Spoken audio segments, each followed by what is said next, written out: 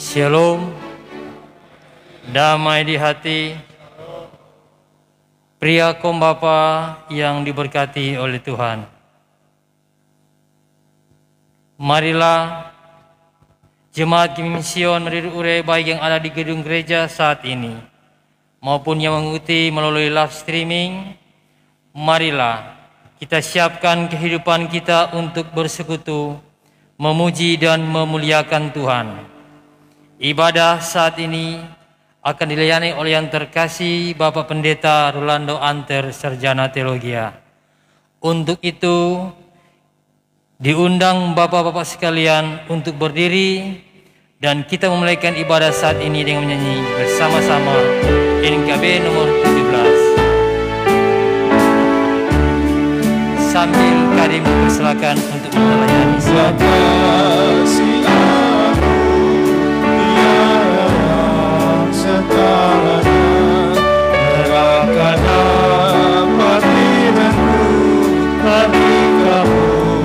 Tergapailah kata kasih-Nya agunglah Sang Putra menjelma. Dia mencari yang sesat dan diampuninya. Oh kasih agunglah Sang Pemelihara, bekal teguh dan mulia di ujung umat.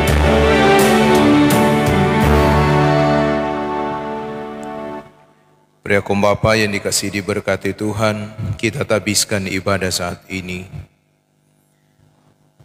Pertolongan kita adalah dalam nama Tuhan yang menjadikan langit dan bumi, yang tetap setia untuk selama-lamanya dan tidak meninggalkan perbuatan tangannya. Amin. Salam dalam kasih Tuhan Yesus Kristus bagi saudara-saudara Dan bagi saudara juga.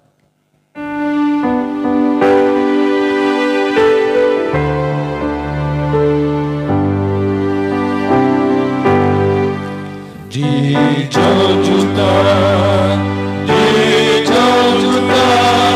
tergantung Tuhan Yesus, supaya dilepaskannya kami dari dosa. Telah Dia ditanggungnya supaya kami luputlah.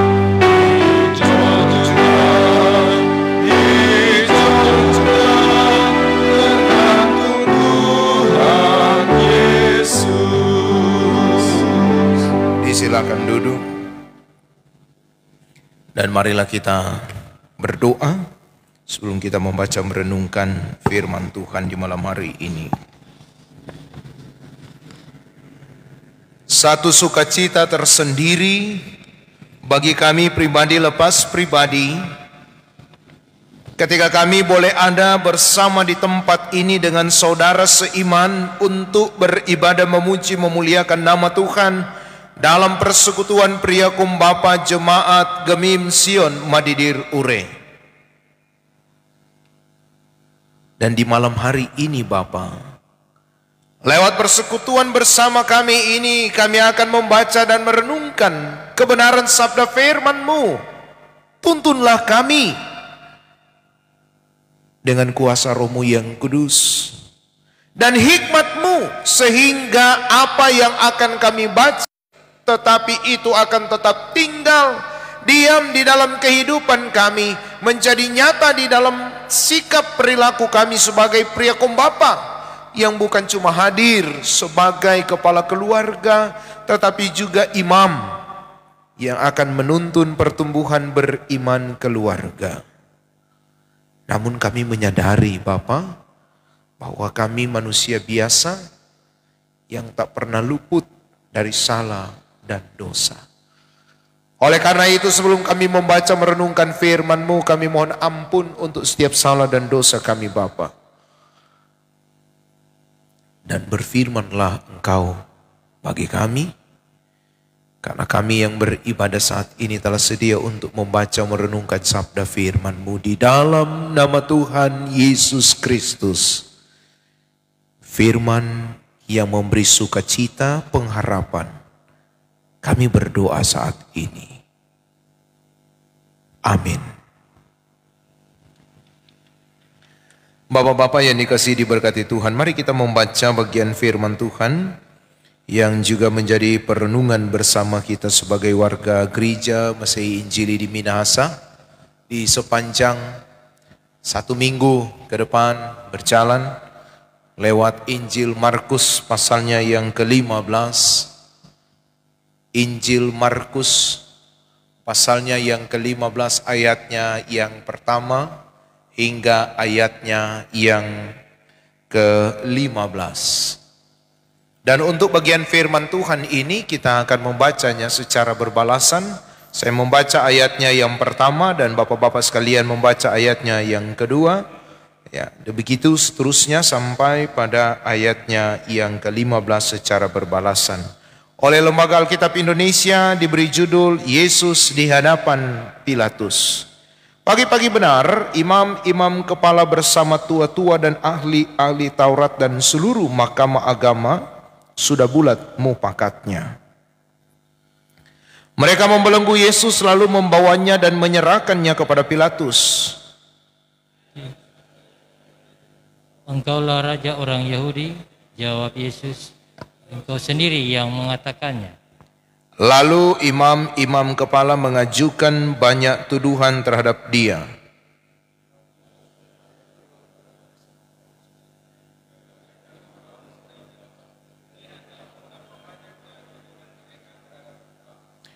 Tetapi Yesus sama sekali tidak menjawab lagi sehingga Pilatus merasa heran.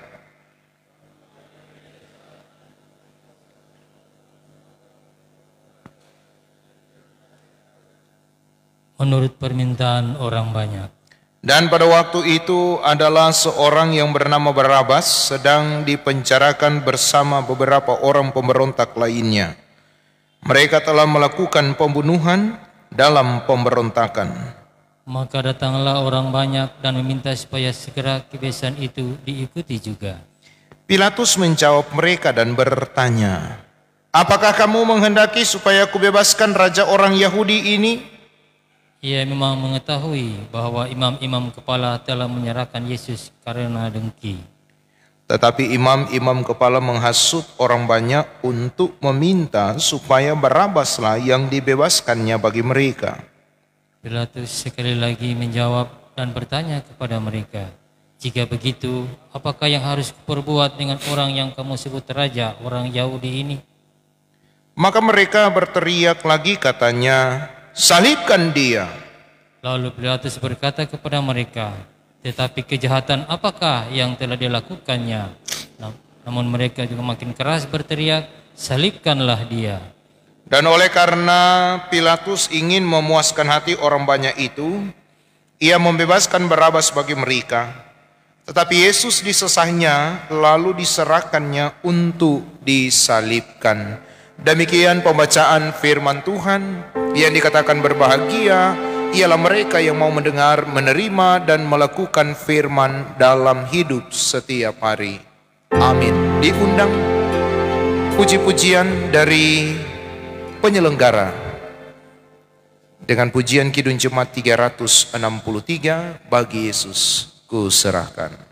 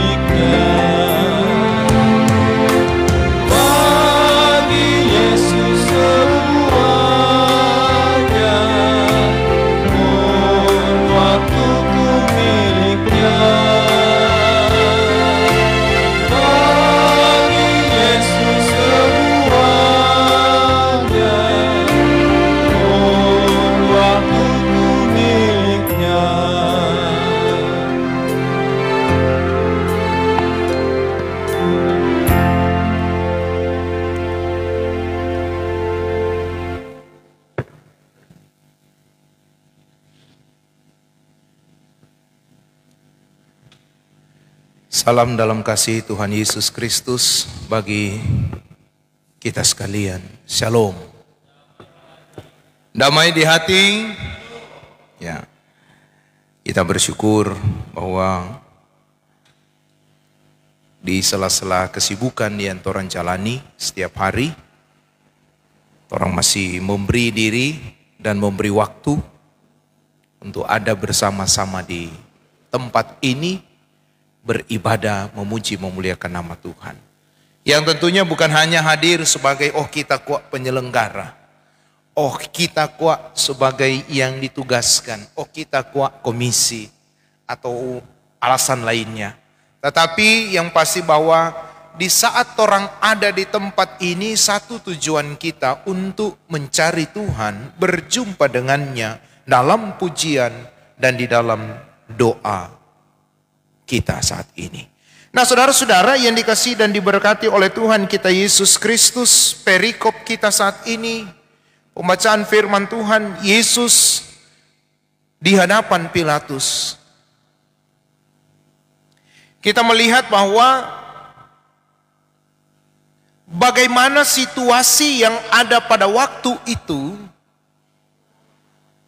ketika Yesus akan diantar untuk menjalani satu proses dalam kehidupannya yang sudah dirancangkan oleh Sang Bapa. Nah, ketika dia menjalani ini, ada banyak hal atau pelanggaran-pelanggaran yang terjadi yang sebenarnya bisa menjadi dasar pembelaan dari Yesus atas apa yang dilakukan oleh imam-imam kepala bersama tua-tua dan ahli Taurat dan seluruh mahkamah agama. Jadi ada alasan sebenarnya Yesus bisa membela diri. Dan memang pada waktu itu dia tidak diberikan peluang untuk memberikan pembelaan karena desakan orang banyak. Nah, saudara-saudara, dan ternyata apa yang dilakukan terhadap Yesus, mereka tahu bahwa ternyata itu tidaklah benar.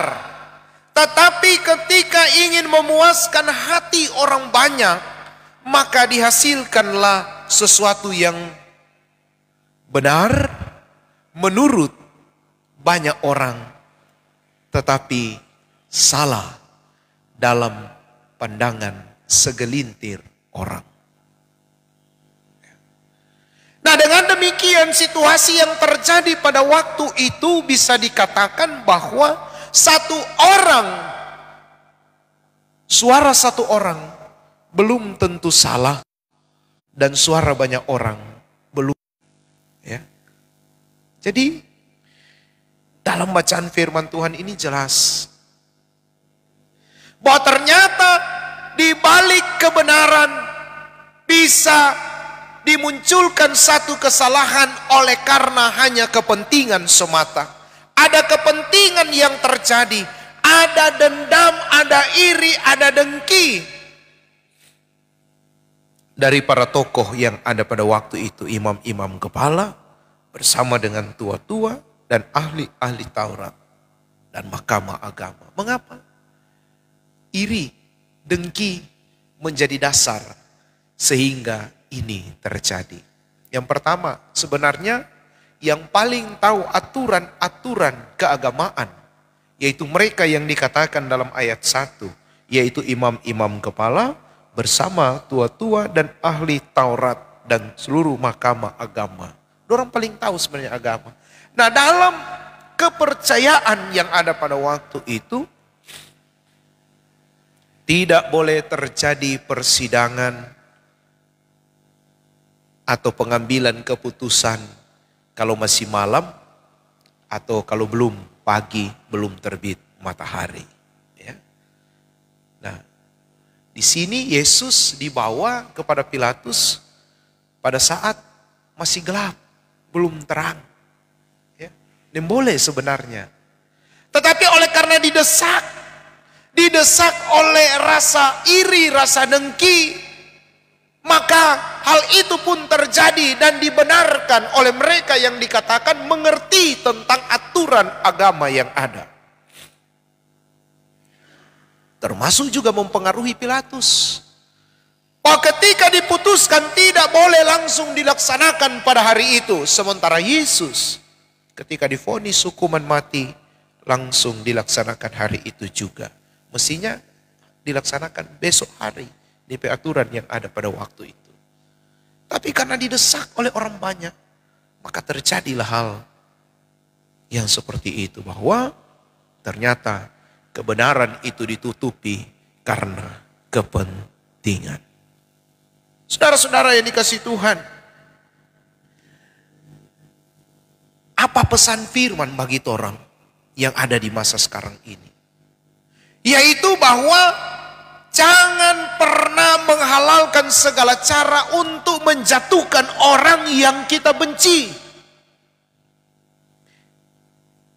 Atau jangan pernah mendendam, jangan pernah menyimpan amarah bagi orang lain. Karena akan memunculkan apa? Akan memunculkan dendam kesumat dan akan menghalalkan segala cara agar orang itu dinyatakan bersalah walaupun apa yang dia buat itu adalah benar. Gitu kan?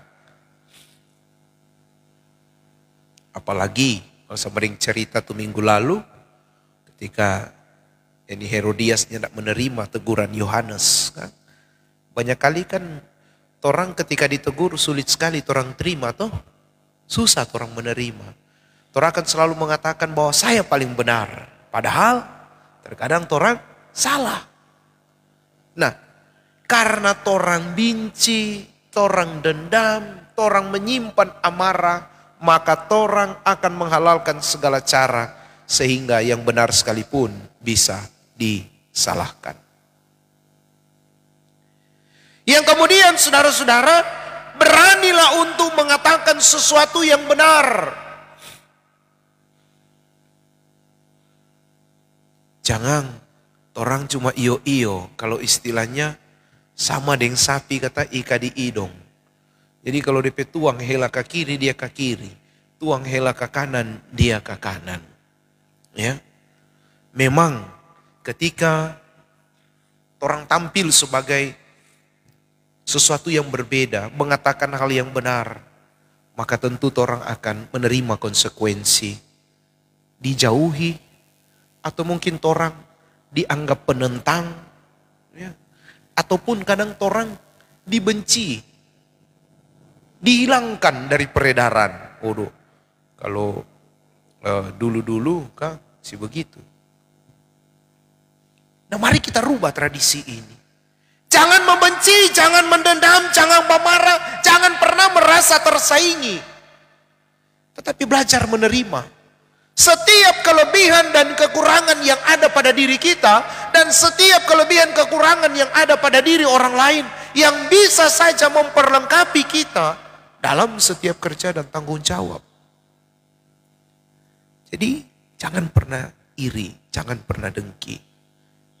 Ya. Nah, firman Tuhan ini mengajarkan kepada kita.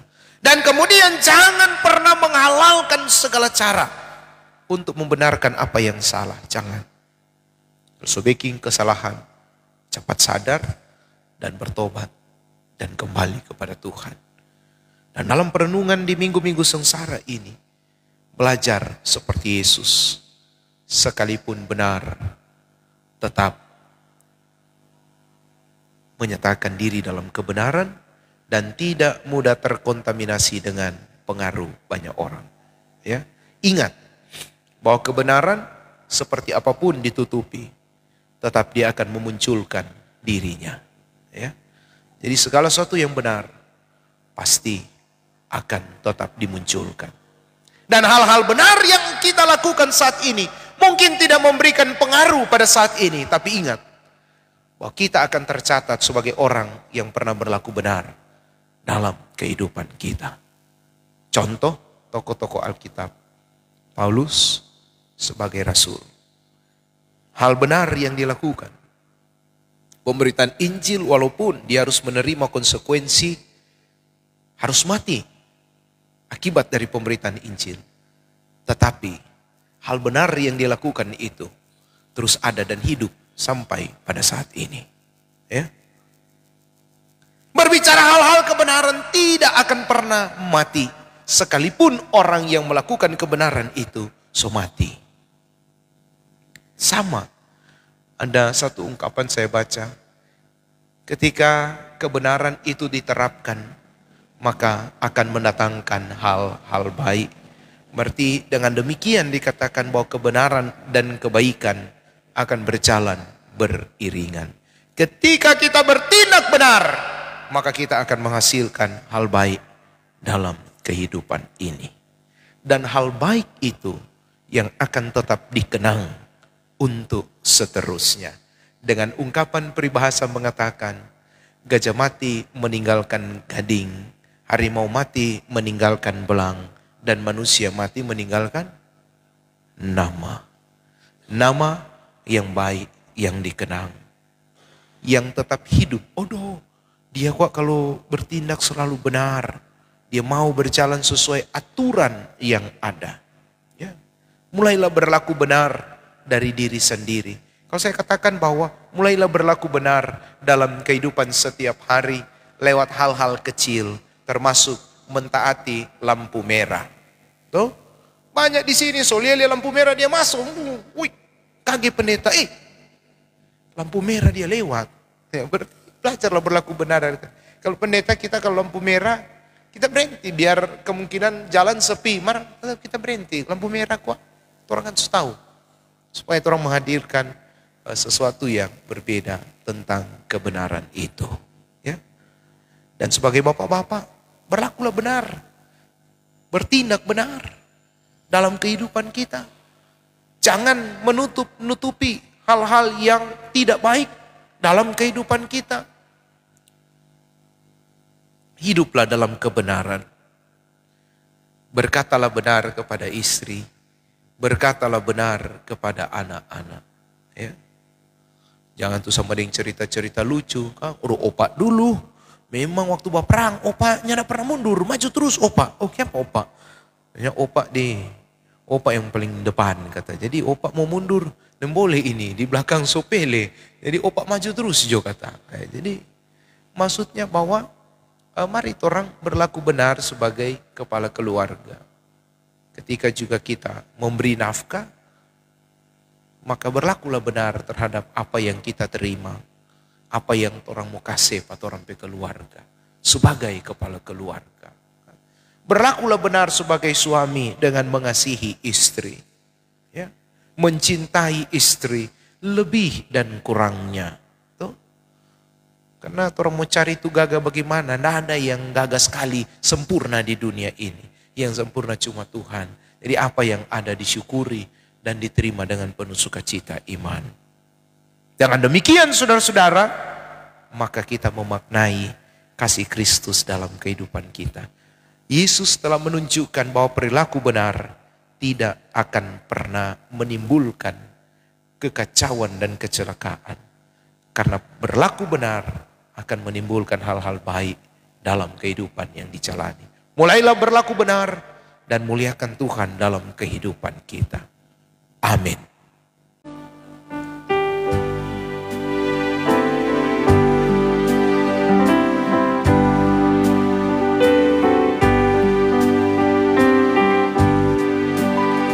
Salibmu ku sujud, miskin, muda dan lemah. Yesus kau harapanku, agar aku selamatkan.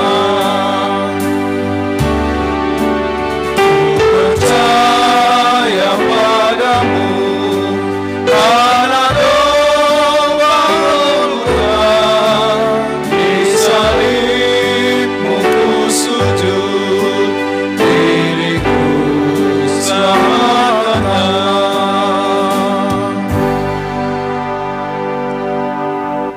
mari berdoa.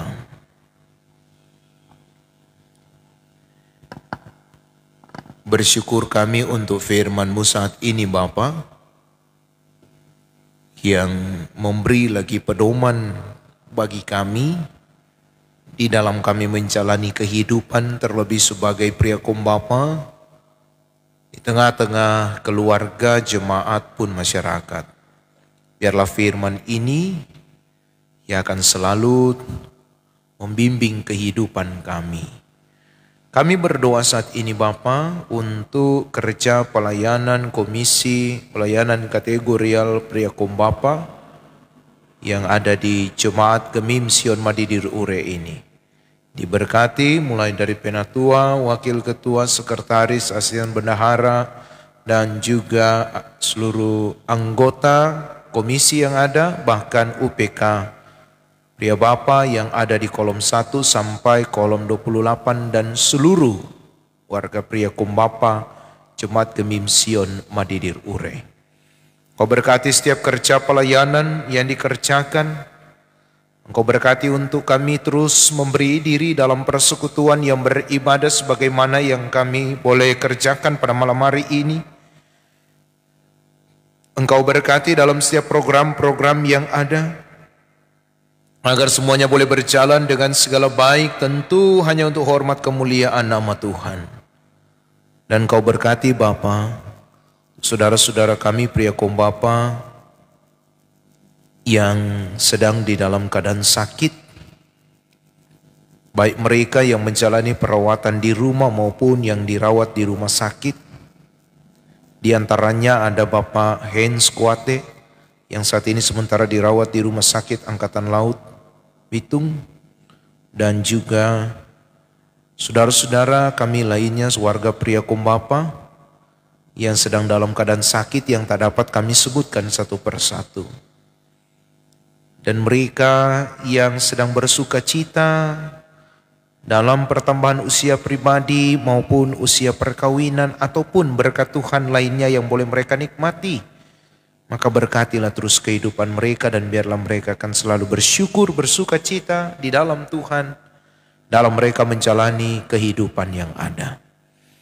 Juga kami mendoakan mereka yang tidak sempat hadir beribadah di malam hari ini, baik oleh karena alasan lainnya, biarlah Tuhan yang akan terus memberkati kehidupan mereka. Dan mereka yang masih ada pada situasi yang belum mau datang beribadah, maka Tuhan menggerakkan hati mereka agar pada kesempatan yang akan datang mereka pun boleh ada bersama dengan kami sebagaimana kami ada saat ini dalam peribadatan yang memuji memuliakan nama Tuhan. Juga memberkati mereka yang sudah menjadi penyelenggara ibadah di malam hari ini, UPK Bipra yang ada, khususnya Bapak, juga yang boleh ambil bagian penatua, dan juga yang menjadi kantornya, pemain keyboard, petugas live streaming, dan petugas LCD, diberkati Tuhan. Bahkan Panji Yosua yang terus memberi diri dalam pelayanan untuk menjaga gereja ini, Tuhan berkati mereka.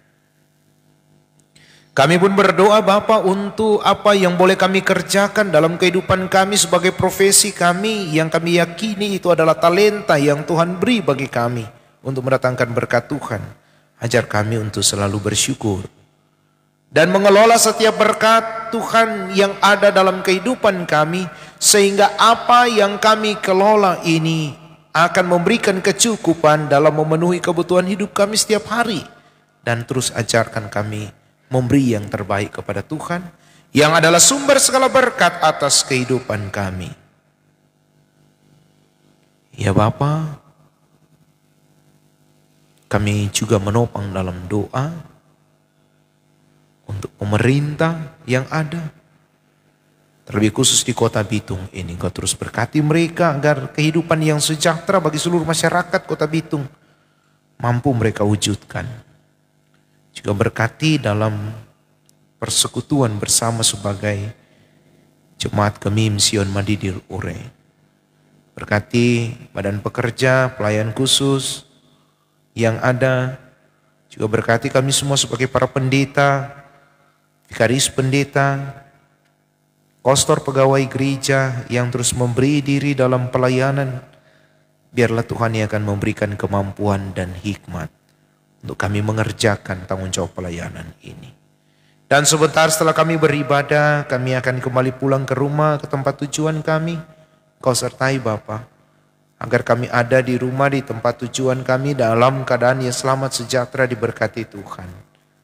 Dan inilah yang menjadi doa syukur permohonan kami, yang kami bawa di dalam nama Tuhan Yesus Kristus, Kepala Gereja Tuhan Dunia, yang telah mengajar kami berdoa bersama doa Bapa kami. Bapa kami yang di sorga, dikuduskan namamu. Jadilah kehendak bumi seperti di sorga.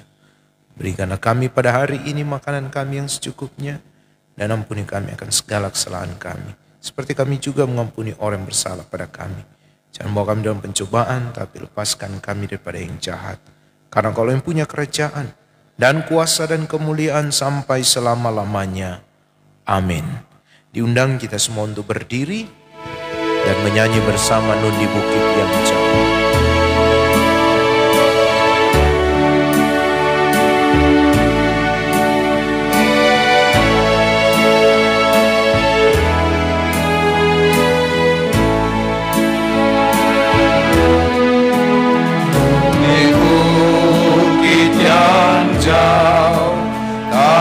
Kayu salib, lambang kutuk nestapa jalan. Salib itu tempat Tuhan Maha Kudus menebus umat manusia.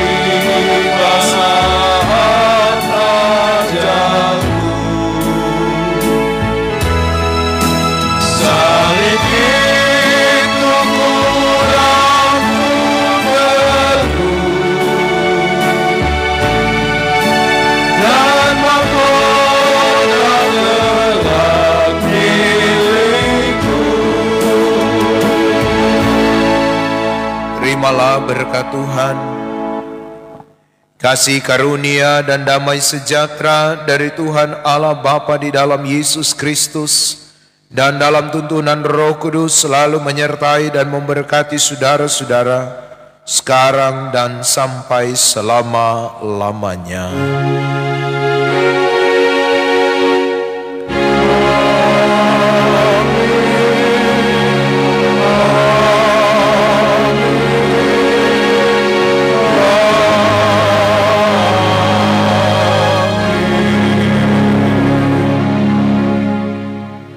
Demikian ibadah, disilahkan